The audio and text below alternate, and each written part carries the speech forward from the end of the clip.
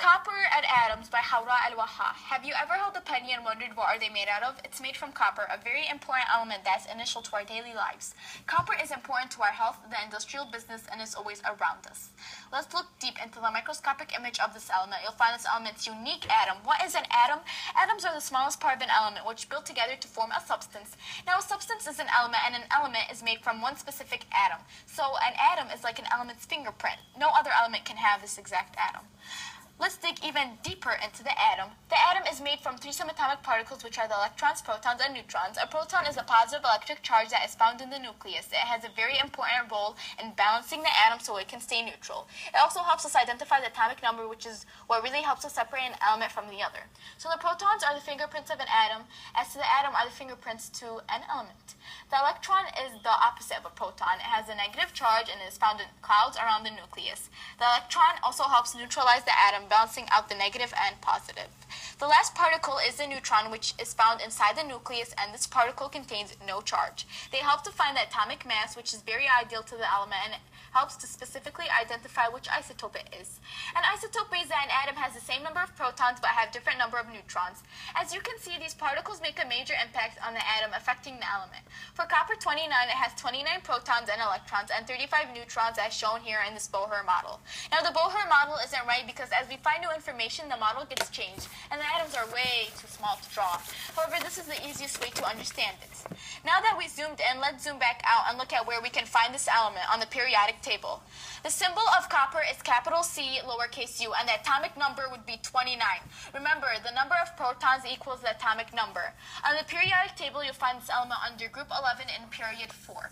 This is to the 11th column, to the 4th row to be exact.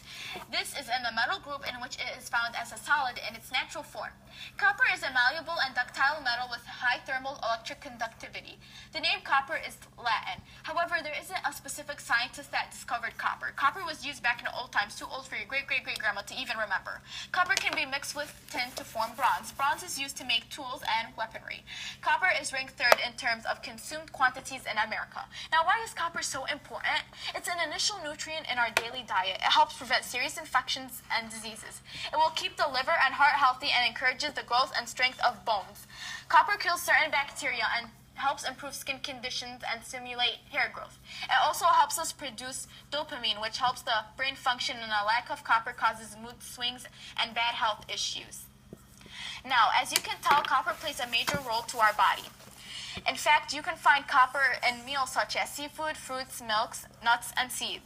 Now, copper is also used for water pipes and copper wire. In fact, every American born in 2008 will use 1,309 pounds during their lifetimes for necessities, lifestyles, and health. These things such as the Statue of Liberty, rooftops, and pennies are all made out of our precious copper. Copper is used so much because of its strength, conductivity, corrosion resistance, and its good way of transporting heat and electricity. Major countries that mine copper are Peru, Mexico, USA, Canada, and Africa. And the country that mines it the most is Chile.